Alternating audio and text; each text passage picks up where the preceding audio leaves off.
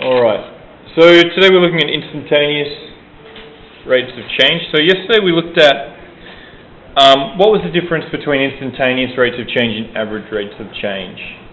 So how could we describe an average rate of change if we have some graph like that? And let's say I want to know what my average rate of change was to sort of, let's say that's 10. How would I do that? Delta y over delta x. So this is my x and my y. I have my, what did we call that line again? The chord. Okay, so that's my chord between A and B. Let's give these values. So let's say that is 6. Okay, so my average rate of change is delta y on delta x. Delta y is 6 take 0. Delta x is 10 take 0. So 6 on 10, so 3/5 or 0.6. So that's my average rate of change. Okay, and how can we describe an average rate of change on a graph? Rates of change are gradients, aren't they? So an average rate of change is the gradient of the chord. Yeah, good, thank you, chord. So the average rate of change is the gradient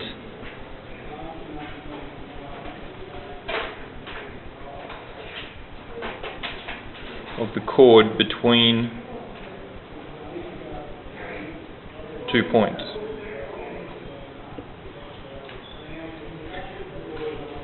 So that's average rates of change. That was what we did yesterday, and that's a fairly straightforward exercise. We've seen that in previous years when we were calculating gradients. It's just that rise over run. Okay. And we're just picking 2 points on our graph and calculating that gradient. Okay, so instantaneous rates of change, which is what we're actually interested in. We talked about this a little bit yesterday. We have some graph, and if I want to know the instantaneous rate of change at that point. So rather than, if this isn't really look very much like a car trip, but let's say we're in a car trip and we're heading somewhere 150 kilometers away and it takes us 90 minutes to get there. We could say our average rate of change is that change in distance over change in time. So that's 150 over 90, 1.5, which is 100 kilometers per hour.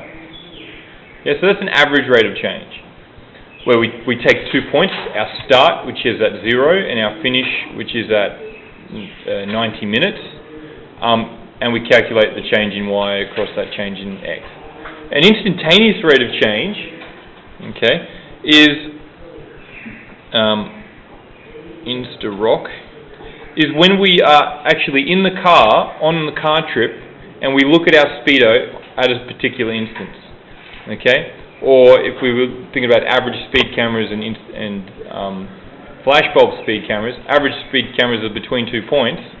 A normal speed camera is the policeman is watching you come down the hill, and he's got your speed at that particular moment in time.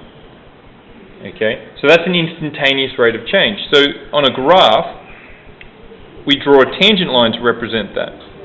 Okay, so the tangent line is that line that is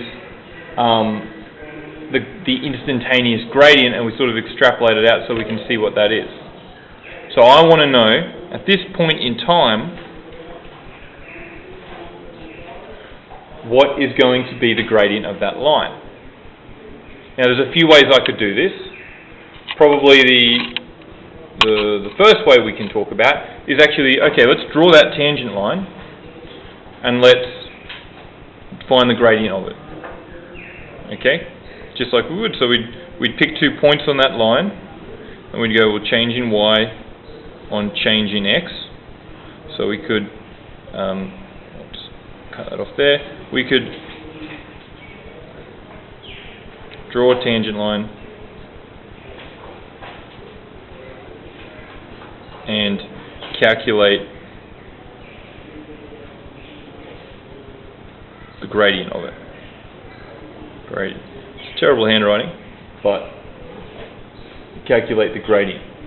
So what issues are around that? Why don't mathematicians in universities, why don't they teach you to do that?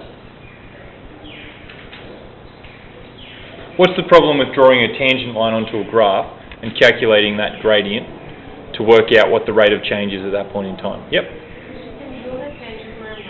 You can draw the tangent line wrong. The graph could be wrong. The graph could be something I've come up with, and I could have done the graph wrong. And I don't mean wrong like mathematically wrong.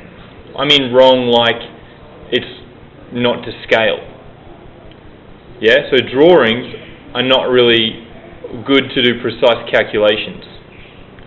Okay, so this is good. We can do this.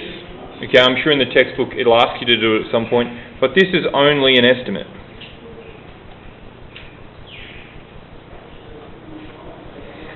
Okay, and certainly in your assignment there might be an element of this, but it'll just be an estimate.